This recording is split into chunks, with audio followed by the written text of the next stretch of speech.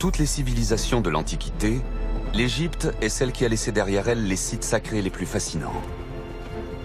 Les pyramides, les prodigieux temples de Karnak et de Luxor, ainsi que les mystérieux tombeaux de la vallée des rois, font partie de ses plus célèbres monuments.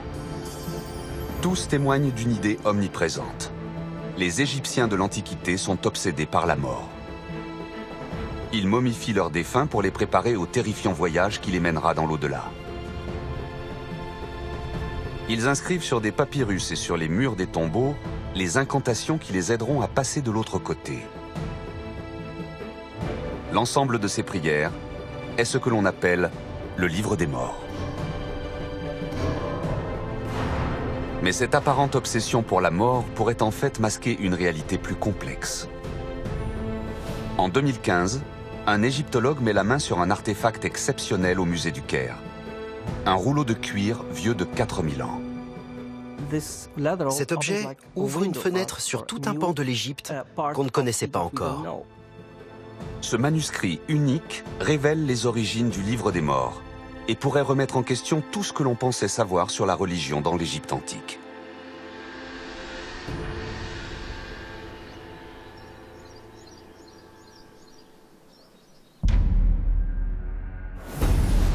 Pendant 3000 ans, l'Égypte brille par sa civilisation. Son héritage culturel comprend de nombreux sites sacrés parmi les plus célèbres et les plus mystérieux au monde, dont plusieurs monuments inspirés par la volonté de se préparer à la vie après la mort.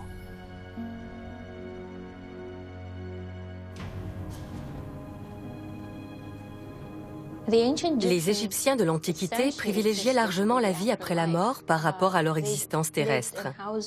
Ils habitaient des maisons de briques en terre crue. Même le palais du roi était fait de briques en terre crue. En revanche, leurs monuments funéraires sont tous en pierre de taille de la plus haute qualité. Dès que le roi est couronné, on commence à travailler sur sa sépulture. Mais en 2015, la découverte d'un document vient bousculer des siècles d'égyptologie. Dissimulé pendant près de 4000 ans, il révèle les origines du texte religieux le plus célèbre du royaume des pharaons. Il nous oblige à réécrire l'histoire du livre des morts et nous montre que les sites sacrés évoquent autant les vivants que les défunts.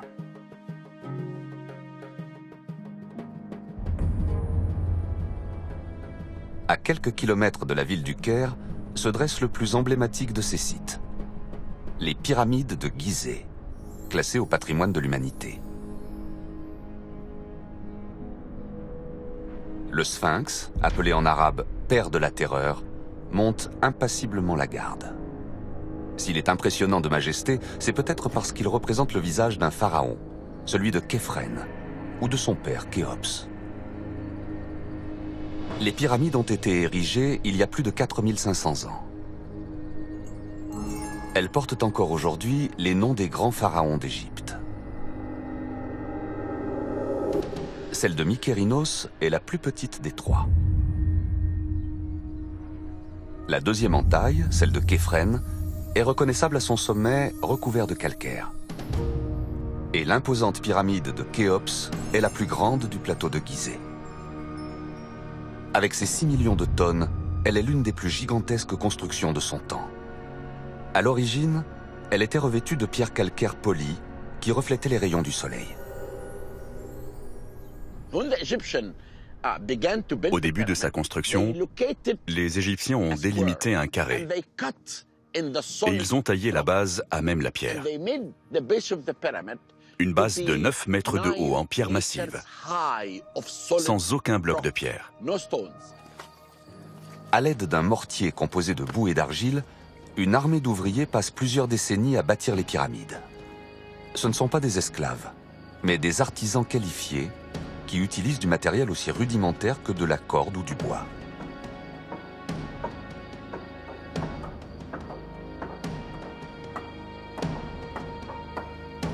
À elle seule, la Grande Pyramide nécessite l'assemblage de près de 2,3 millions de blocs de calcaire, taillés avec précision. Les pyramides ne sont pas seulement des merveilles d'architecture, ce sont avant tout des tombeaux. Au cœur de la grande pyramide de Khéops se trouve la chambre du roi. Elle comporte un sarcophage, mais la momie du pharaon n'a jamais été retrouvée. 2 conduits y sont aménagés et s'élèvent vers les faces nord et sud de la pyramide. Ces mystérieux conduits à l'intérieur des pyramides, certains disent qu'il s'agit d'aération, mais ce ne sont pas des aérations. Ces conduits favorisent la montée de l'âme du pharaon vers les cieux. Les pyramides et les pharaons font le lien entre le peuple et leur dieu.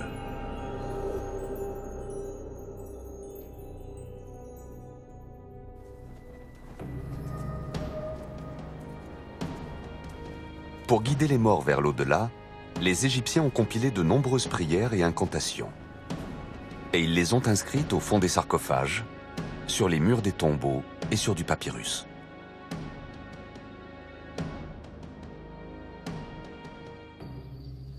Environ 1000 ans après la construction des grandes pyramides, l'Égypte entre dans son âge d'or.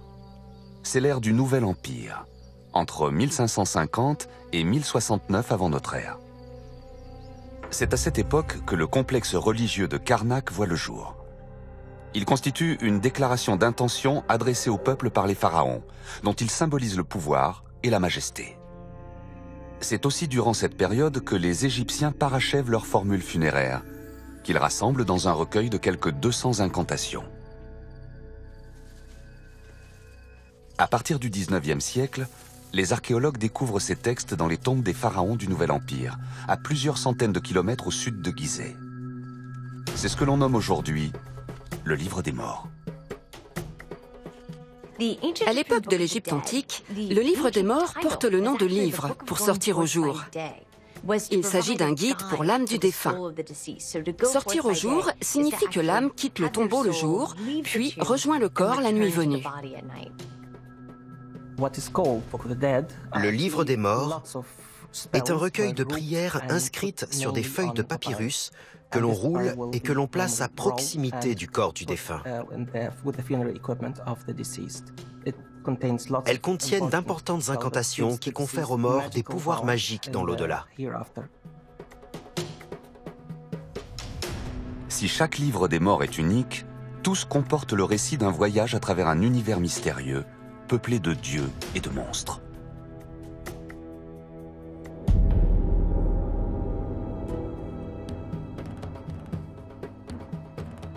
Sur la rive ouest du Nil, face à la ville antique de Thèbes, se trouve l'un des grands sites sacrés du Nouvel Empire, la nécropole de la Vallée des Rois.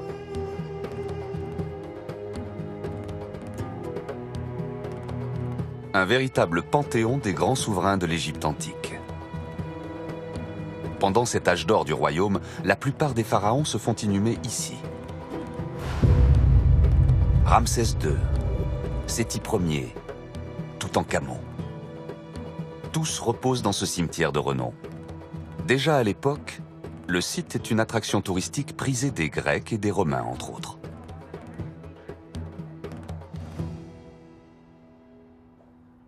Le grand pharaon guerrier Séti Ier débute son règne 1300 ans avant la naissance du Christ et reste l'un des souverains les plus marquants de l'histoire. Son tombeau figure parmi les plus majestueux de la Vallée des Rois. Ses parois sont ornées de scènes qui illustrent le prodigieux voyage de l'âme vers l'au-delà, tel qu'il est décrit dans le livre des morts. Les murs sont couverts d'aventures et de créatures extraordinaires. Des serpents armés d'épées, des dieux à tête d'animaux, des déesses ailées. Ces images peuvent nous paraître étranges et fantastiques. Mais pour les Égyptiens de l'Antiquité, elles dépeignent un univers bien réel.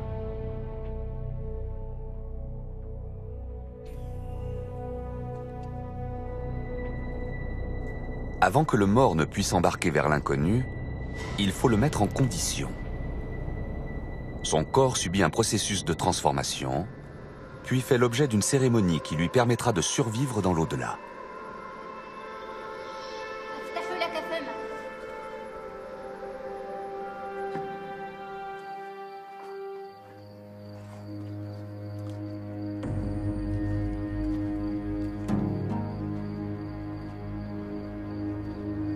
tout commence par une incroyable métamorphose du corps.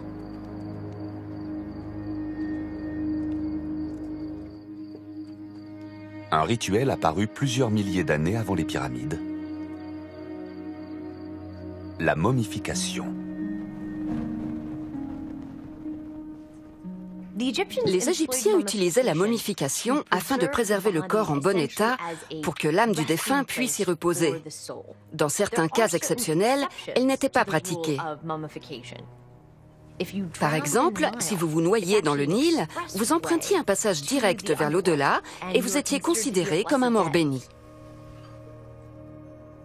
Pendant des millénaires, les Égyptiens perfectionnent l'art de conserver les morts. Pour éviter la décomposition des corps, des prêtres en extraient les organes internes à travers une incision dans l'abdomen. Mais comme le défunt en aura besoin par la suite, il faut aussi les protéger. Ces 4 récipients de faïence découverts dans le tombeau de Toutankhamon renferment ses poumons, son estomac, ses intestins et son foie. On les appelle des vases canopes. Chacun est sous la garde d'un des 4 fils d'Horus, le dieu protecteur des souverains. Le cerveau, en revanche, ne reçoit pas ce traitement de faveur. Il est considéré comme une source de putréfaction.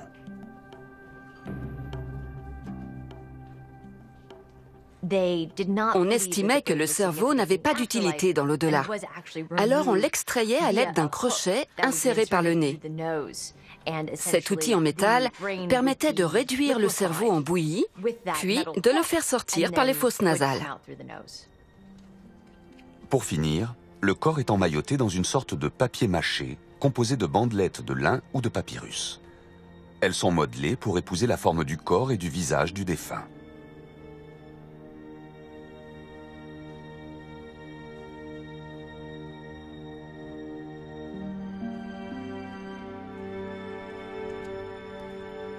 Lorsque la momification est terminée, la cérémonie funéraire peut avoir lieu.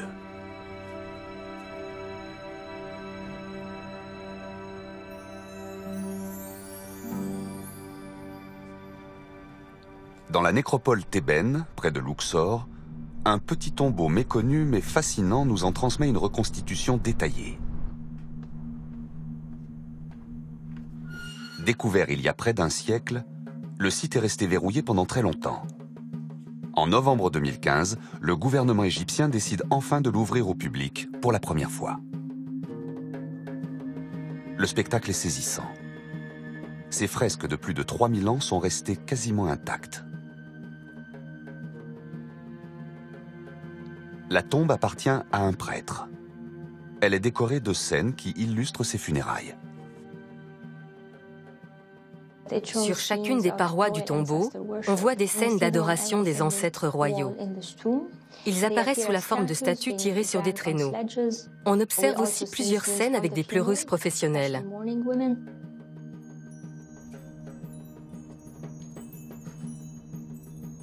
Le point culminant du cérémonial funéraire consiste en un rituel extraordinaire.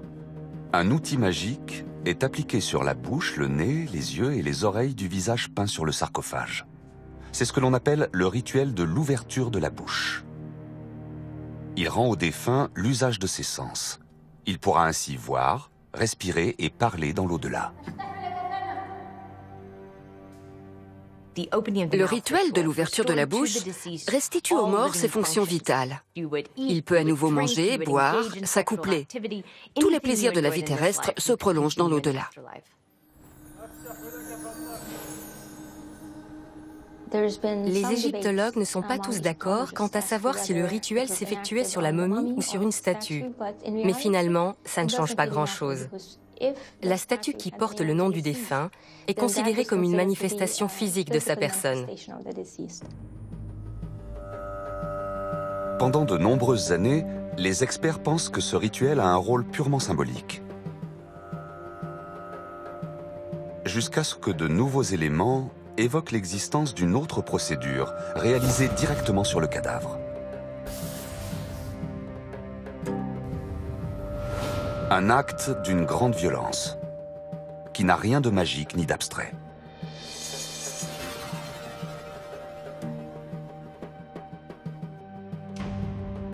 Le professeur Frank Rulli est à la tête d'un projet de recherche sur les momies à l'université de Zurich. Il dispose de méthodes à la pointe de la technologie pour les étudier. Il a examiné une centaine de crânes appartenant à des momies égyptiennes. Et il a découvert que lors de la momification, les prêtres forçaient l'ouverture de la bouche du cadavre à l'aide d'outils prévus à cet effet, quitte à pulvériser la mâchoire.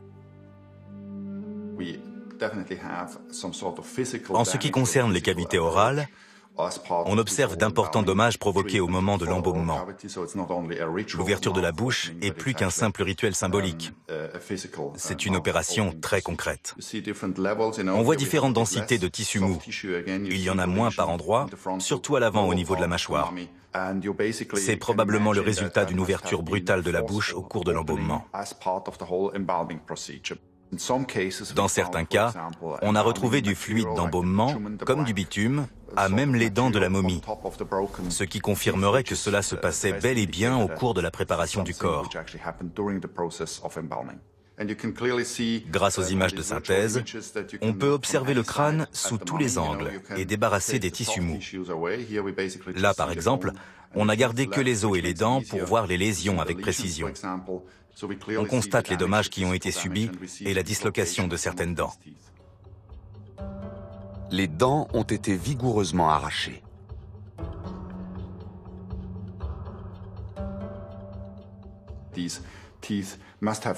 Elles ont été replacées après l'embaumement pour éviter qu'elles ne soient emportées vers l'intérieur, vers les poumons ou l'estomac. Donc on brisait les dents, puis parfois on les remettait en place afin de conserver une certaine intégrité du corps. Ces nouvelles découvertes prouvent que le processus funéraire pouvait s'avérer extrêmement violent. Aux yeux des Égyptiens, il était néanmoins essentiel pour permettre au défunt d'utiliser son corps dans l'au-delà. Finalement, l'ouverture de la bouche est constituée, parfois en tout cas, de deux étapes différentes.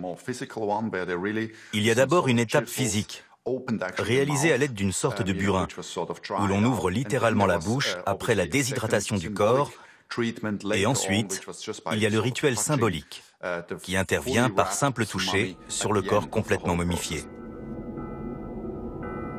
Cette opération est cruciale pour permettre aux disparus de s'exprimer et de réciter les incantations du livre des morts. Ce n'est qu'en les prononçant à voix haute qu'il peut retrouver ses pouvoirs dans l'au-delà. Il s'apprête à rejoindre Ré, le dieu du soleil, dans son fantastique voyage vers la vie éternelle.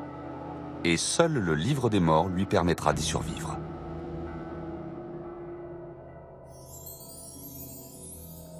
Chaque année, ce prodigieux voyage vers un autre monde est reconstitué symboliquement sur l'un des grands sites sacrés d'Égypte. Sur la rive droite du Nil, près de Luxor, se dresse le majestueux complexe religieux de Karnak. Il est dédié au plus puissant dieu de la mythologie égyptienne, Amon-Ré.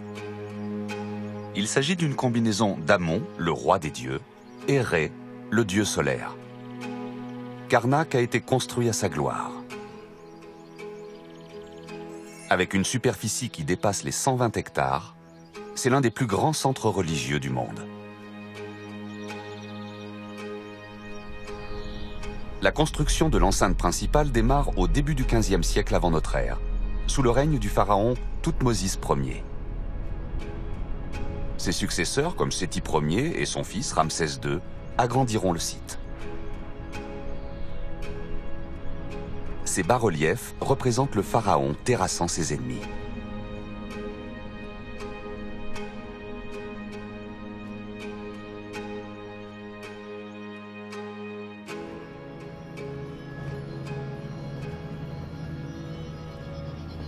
Les Égyptiens de l'Antiquité voient Karnak comme un pont entre le monde terrestre et le royaume cosmique. Ici, les hommes sont divinisés. Lorsque l'on décède, on ne fait plus qu'un avec Osiris, le dieu de l'au-delà.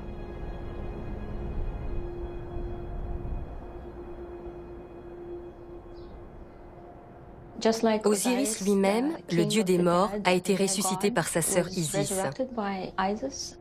C'est pourquoi les défunts souhaitent devenir Osiris à leur tour, afin d'accéder à la vie après la mort. et de connaître la vie éternelle.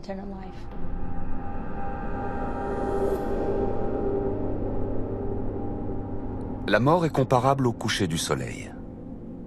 Chaque soir, le dieu Ré s'éteint à l'ouest.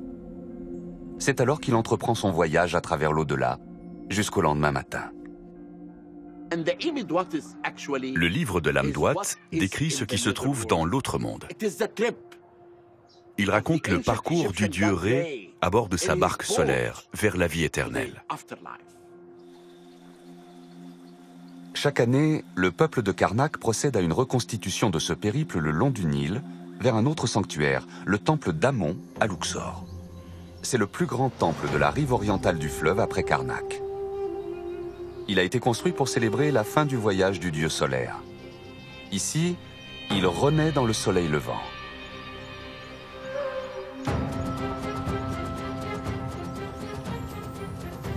Chaque personne qui décède se joint à lui pour cette incroyable traversée vers l'au-delà.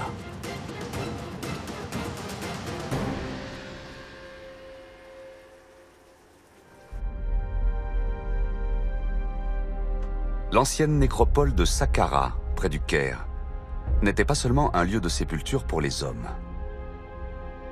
Considérés comme des symboles divins sur Terre, les animaux protègent l'âme des défunts dans l'au-delà.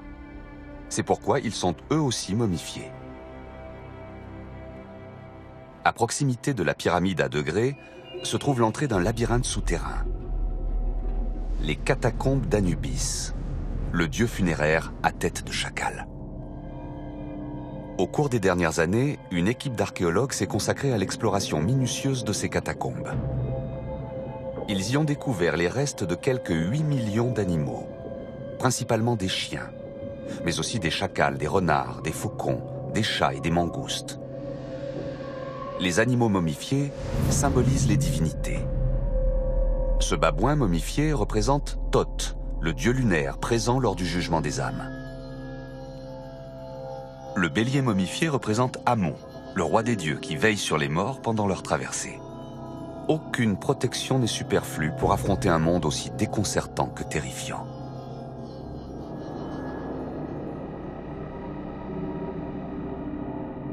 Ce royaume étrange est dépeint sur les parois des tombeaux de la vallée des rois.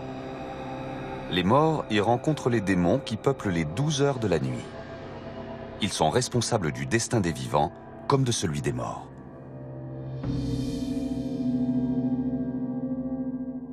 Pour les Égyptiens, la faculté de l'âme à passer de l'autre côté n'est qu'une des épreuves du voyage tel qu'ils le conçoivent.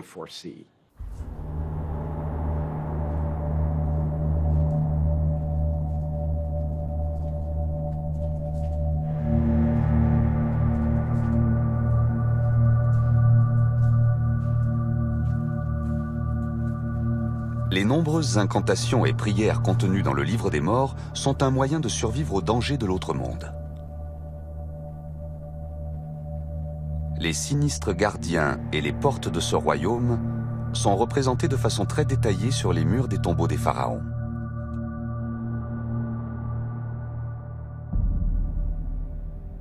La vallée des rois abrite le tombeau de Ramsès VI, dont le règne se termine vers 1137 avant notre ère. Ces parois sont recouvertes d'illustrations riches et élaborées. Le décor pariétal de la tombe de Ramsès VI est prodigieusement exhaustif. C'est comme un rouleau de papyrus qui se déroulerait à l'intérieur du tombeau. Il nous raconte le voyage du dieu solaire. Mais il n'est pas à bord d'une barque. Pas cette fois-ci. Le soleil traverse l'obscurité. Et on voit tous les obstacles qu'elle renferme. Les Égyptiens de l'Antiquité imaginent l'au-delà comme les 12 heures qui s'écoulent entre le coucher du soleil et son lever. N'est-ce pas une vision magnifique de la vie après la mort? Les hiéroglyphes et les illustrations décrivent un paysage sinistre, au milieu duquel le dieu Ré interagit avec les habitants des 6 cavernes du monde souterrain. Parmi eux, des femmes armées de couteaux décapitent les damnés. Les démons sont les gardiens supranaturels de l'au-delà égyptien. Ils peuvent être bienveillants ou maléfiques. Et les morts ne peuvent espérer traverser les portes qu'ils protègent qu'à l'aide des formules contenues dans le livre des morts.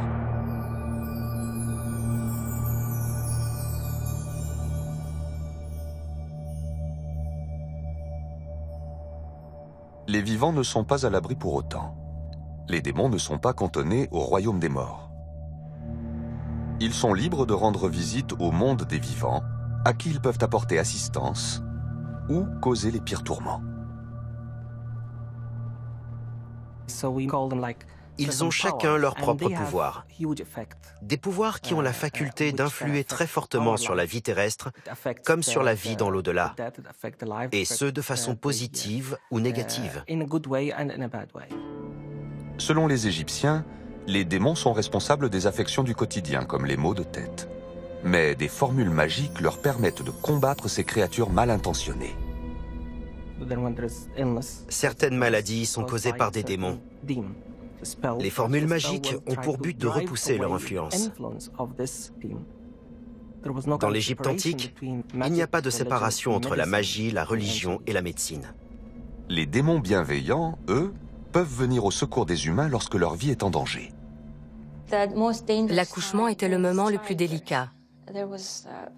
La mortalité infantile était très élevée. Et pour les mères aussi, l'issue pouvait être tragique. C'est pourquoi on voit toutes sortes de créatures grotesques veiller sur elles et leurs nouveau-nés, comme Bess ou Tarouet. Le pouvoir des démons est un bon exemple de chevauchement entre le monde des vivants et celui des morts. Mais ce n'est pas le seul.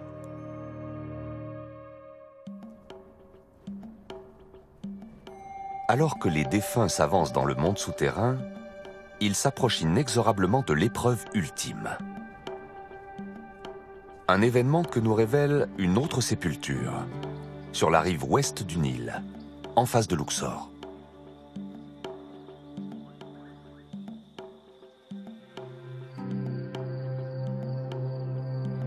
Le tombeau de Roy, un scribe royal qui a vécu vers 1300 avant notre ère. La tombe est petite, mais cela n'enlève rien à la beauté et à l'éclat de ses fresques, remarquablement bien conservées. Les scènes pleines de vie se suivent comme dans une bande dessinée antique. Ici, Roy et son épouse ont traversé une des portes de l'au-delà.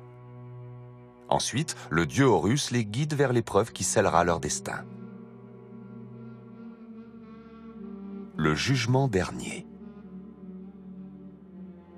Auparavant, le défunt a procédé à ce que l'on appelle la confession négative, une énumération des péchés qu'il n'a pas commis de son vivant, tels que causer la faim, infliger la souffrance ou ôter la vie d'autrui. On pense qu'une partie au moins de la confession négative jouait le rôle de guide moral. Alors que les 10 commandements édictent ce qui est prescrit et ce qui est interdit, ici, on assure rétrospectivement ne pas avoir tué, ne pas avoir volé au temple, ne pas avoir fauté sexuellement. Entre les déclarations d'innocence du livre des morts et la confession négative, on a un aperçu du code de moralité des Égyptiens. Après la confession, vient l'heure du jugement. Une épreuve que le défunt n'affronte pas nécessairement seul. Les dessins trouvés dans certaines tombes montrent des époux qui se présentent côte à côte au tribunal divin. Ce moment de vérité détermine s'ils vivront bien heureux dans l'au-delà ou s'ils seront damnés. Le rituel de la pesée du cœur permet aux dieux de déterminer si le défunt était ou non un disciple de Maat, la déesse de l'ordre et de l'équilibre du monde. La pesée du cœur est la pièce maîtresse du livre des morts.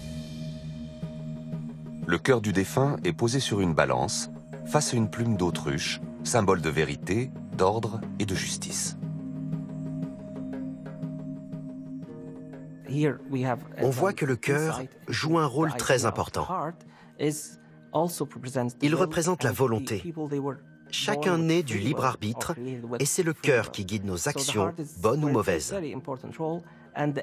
Il est à la source de l'innocence ou de la malice des hommes. Les Égyptiens voient le cœur comme l'écrin de la force vitale de l'individu, de son essence.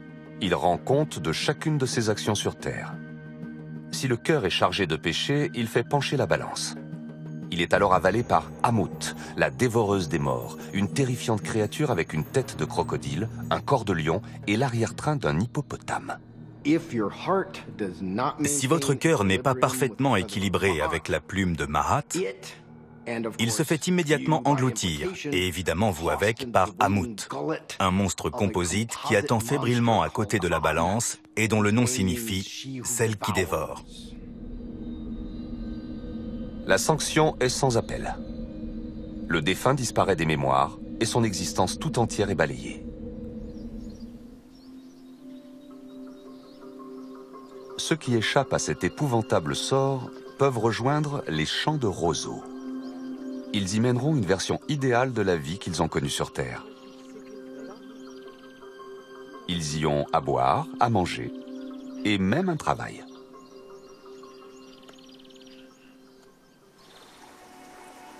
La vie dans l'au-delà est envisagée comme un prolongement de l'existence. Après avoir affronté toutes les épreuves et toutes les créatures du monde souterrain, c'est une nouvelle vie qui commence, dans une version sublimée de la vie terrestre. Les justes espèrent passer l'éternité au paradis, aux côtés d'Osiris. Ce paradis est un archipel aux îles recouvertes de joncs. Situé à l'est, là où se lève le soleil, on le nomme Yalou, ou les champs de roseaux. Yalou est considéré comme l'âme du delta du Nil, la fine fleur de l'Égypte. C'est une Égypte perpétuellement en fête. Il y a constamment un dieu à célébrer. Il y a toujours un banquet ou festoyer, une partie de pêche ou de chasse rituelle à livrer. Le niveau du fleuve est toujours parfait, ni trop haut ni trop bas. C'est un concentré de toutes les merveilles de l'Égypte.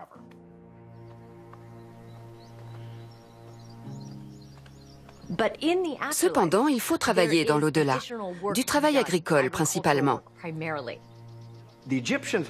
Les Égyptiens reconnaissent dès le début de leur civilisation l'importance de l'ordre et de la régulation pour le bon fonctionnement de la société, ce qui suppose forcément des impôts et du travail. Donc, même dans l'au-delà, où ils espèrent trouver une version améliorée de ce qu'ils ont connu sur Terre, au royaume d'Égypte, ils sont bien obligés de travailler et de payer des impôts.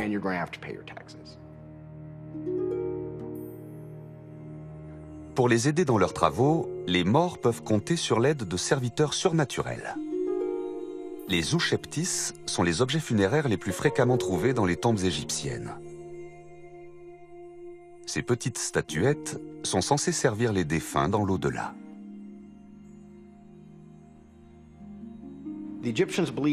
Pour les Égyptiens, le cosmos tout entier est imprégné d'une force nommée Eka, ce que nous appelons, nous, la magie.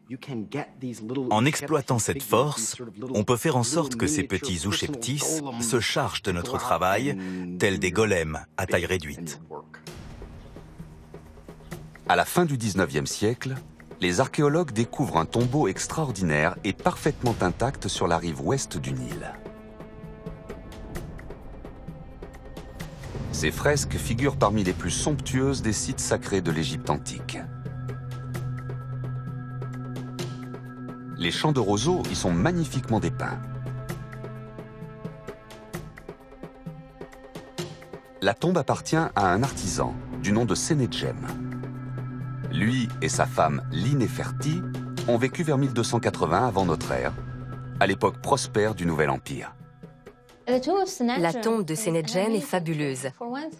D'abord, c'est une des premières à avoir été découverte dans la nécropole thébaine. Une vingtaine de personnes y ont été enterrées, dont 9 dans des cercueils identifiés par leur nom. On sait qu'il s'agissait de membres de la famille de Senedjem. Senedjem est un homme hautement qualifié, exerçant un métier prestigieux.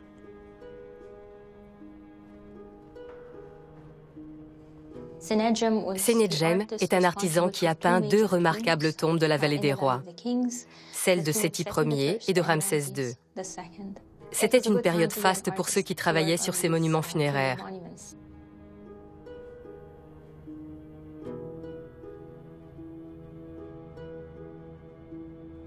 Pour décorer les murs des tombeaux, Senedjem utilise une peinture faite à partir d'eau, de gomme et de pigments en poudre.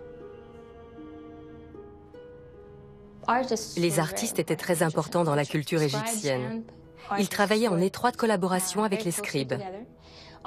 Les égyptologues emploient souvent le terme artisan au lieu d'artiste, parce qu'ils travaillaient en équipe et ne signaient pas leurs œuvres. Mais la qualité de leur travail parle d'elle-même. Ce sont clairement de grands artistes. Les peintures sur les murs de la tombe de Senedjem évoquent l'existence tranquille qu'il espère mener après sa mort. Un mur entier est couvert de scènes dans les champs de roseaux. Entouré d'eau bleue, la terre est fertile et couverte d'arbres, de pavots et de bleuets. Mais ces images restent extrêmement personnelles et profondément humaines. L'homme et la femme qui récoltent leur culture sont Senedjem et son épouse. Dans une autre scène, le couple vénère Rê et Osiris à côté d'un jeune garçon sur un bateau en papyrus, certainement leur fils. Ici, la vie et la mort sont intimement liées, chacune faisant écho à l'autre. La porte de la chambre funéraire de Senedjem est conservée au musée égyptien du Caire. Elle montre l'artiste et sa femme jouant au senet, un ancien jeu de table. Ils n'y jouent pas simplement pour se divertir. Le senet permet une connexion directe avec le royaume des morts. Et grâce à lui, les défunts peuvent influencer les vivants. Les textes des sarcophages et le livre des morts présentent le senet comme un moyen de communication entre les vivants et les morts.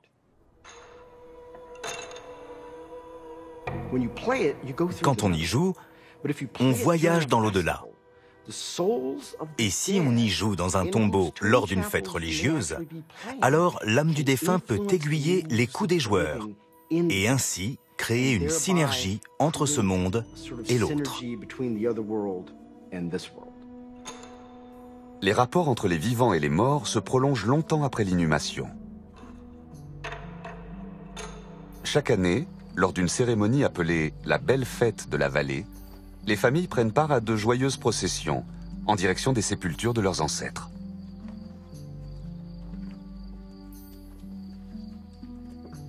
Elles veulent communiquer avec leurs disparus parce qu'ils ont acquis des pouvoirs dans l'au-delà. Les fidèles déposent des paniers remplis d'offrandes au pied des tombes, ainsi que des lettres adressées aux défunts pour s'enquérir de leur sort dans l'autre monde.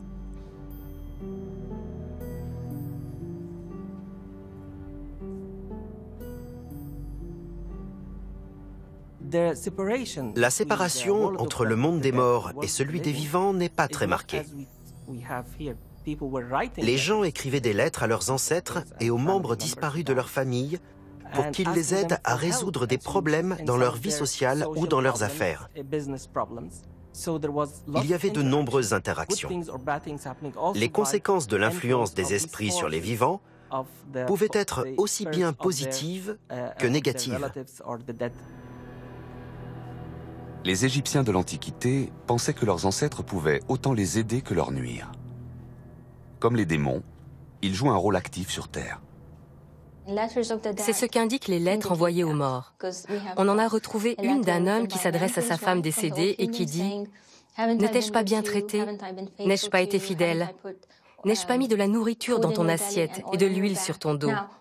Pourquoi m'envoies-tu cette maladie? Reprends-la et va-t'en. » Cette lettre montre qu'il pense que sa femme est maintenant un démon et qu'elle l'a rendu malade. La vie et la mort cohabitaient et faisaient partie d'un tout cosmique.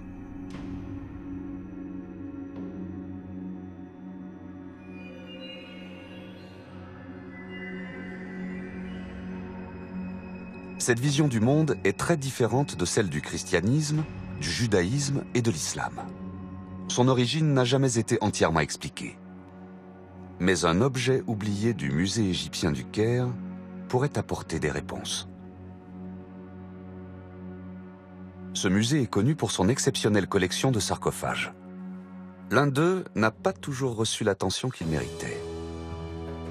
C'est celui d'un général égyptien nommé Sépi, mort aux environs de 1850 avant notre ère. Son bois est orné de hiéroglyphes et d'images. Il s'agit d'une première version du livre des morts, plusieurs siècles avant qu'il entre en usage. On y trouve les connaissances sacrées et les incantations dont Sépi avait besoin pour survivre dans l'au-delà.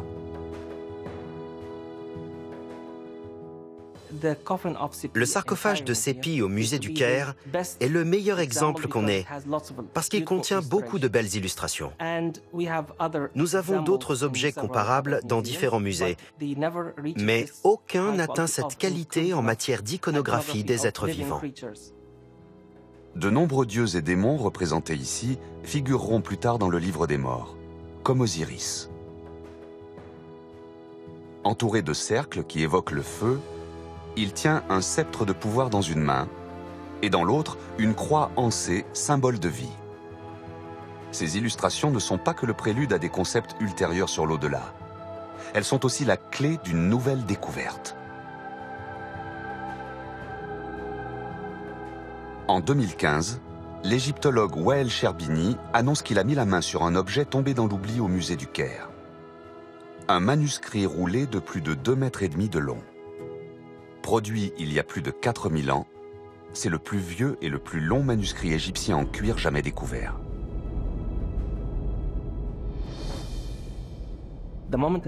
Lorsque j'ai vu le texte et le manuscrit lui-même, j'ai eu du mal à en croire mes yeux. Comme le livre des morts, cet extraordinaire document contient des incantations et des images de créatures surnaturelles. Mais en dépit de ces similitudes, ce n'est pas un livre des morts. Les rituels décrits n'ont rien à voir avec l'au-delà. Ils se déroulent dans le monde réel, dans un temple, pas dans une tombe. Les manuscrits en cuir comme celui-ci sont particulièrement rares. Presque aucun n'a survécu. Le cuir se détériore rapidement lorsqu'il est exposé aux éléments. Celui retrouvé par Wael Sherbini a pu traverser les siècles parce qu'il a été conservé à l'abri. Nous n'avons jamais eu ce genre d'objet entre les mains parce que le climat en Égypte ne permet pas leur bonne préservation. Et aussi parce qu'ils se trouvaient principalement dans des temples, gardés par des prêtres, ou dans des archives, mais pas dans des sépultures. Le manuscrit est extrêmement fragile. Réduit en fragments, il est cassant et se détériore facilement. C'est pour cette raison qu'il ne peut pas être filmé.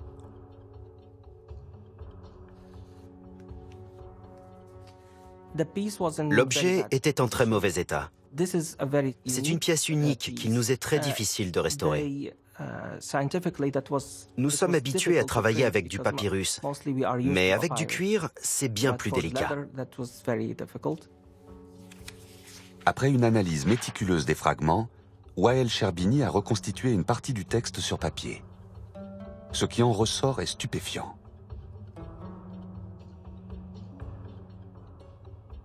Le manuscrit est utilisé lors de cérémonies spéciales, sans aucun rapport avec la mort ni l'au-delà. Mais bien plus tard, elles sont adaptées à la vie après la mort. Le livre des morts puise ses racines dans la réalité. Wael Sherbini en a trouvé la preuve au musée du Caire, dans le sarcophage de Sépi. Bien qu'il soit ultérieur de 2 ou 3 siècles au manuscrit, certaines incantations et créatures qu'on trouve dans le rouleau de cuir sont reproduites avec exactitude sur le cercueil. Nous voyons pour la première fois des illustrations en couleur de créatures que nous retrouvons à l'identique dans le sarcophage de Sépi. Elles sont même parfois plus détaillées. Ces autres représentations sont intéressantes pour nous. Elles nous ouvrent de nouvelles portes. À l'origine, les incantations permettent d'accéder à des parties interdites du temple. Mais sur le sarcophage, elles sont destinées à être utilisées après la mort pour que le défunt puisse passer les portes de l'au-delà. Le livre du Temple a évolué en livre des morts. Cette découverte pourrait remettre en question des siècles d'égyptologie. Elle montre que les incantations du livre des morts ont d'abord été employées par les vivants.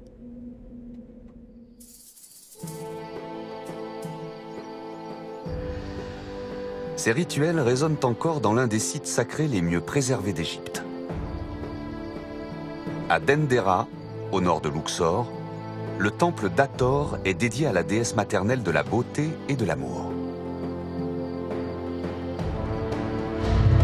Les sublimes ornements au plafond décrivent le voyage des dieux au paradis.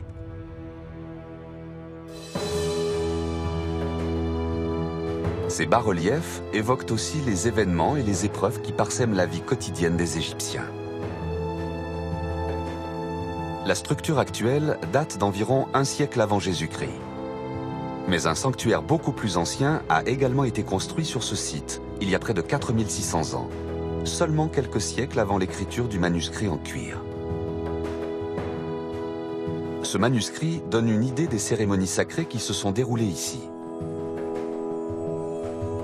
C'est un témoignage précieux sur la religion pratiquée par les Égyptiens il y a plus de 4000 ans, et dont les égyptologues ne savaient que peu de choses jusqu'à présent.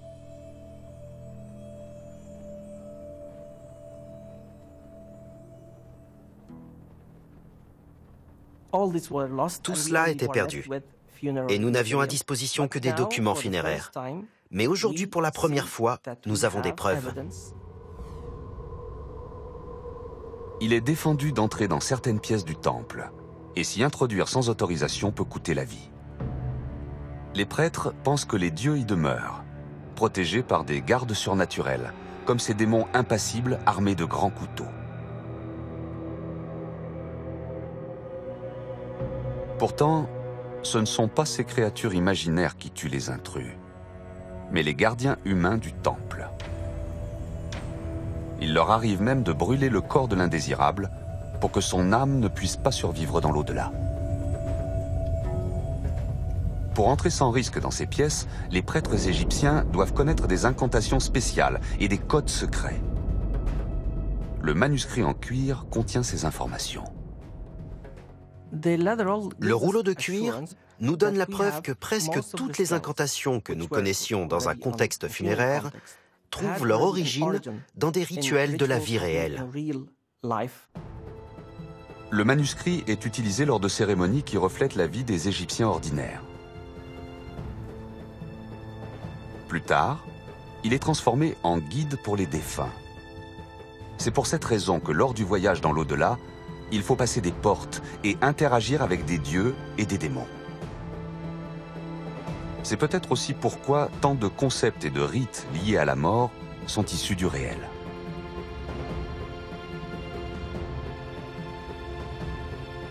Nombre de ces rituels sont enracinés dans le monde matériel, de la momification à l'ouverture de la bouche, en passant par les belles fêtes d'Opet et de la vallée.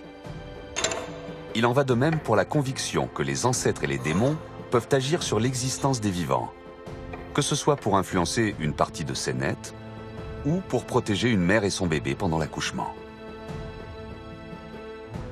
Les croyances liées à l'au-delà ne se résument toutefois pas à de simples cérémonies. Le livre des morts renferme aussi un code moral ancré dans la vie sur Terre. Il dénote une profonde conscience du bien et du mal, et de nombreuses valeurs auxquelles les êtres humains sont encore attachés de nos jours.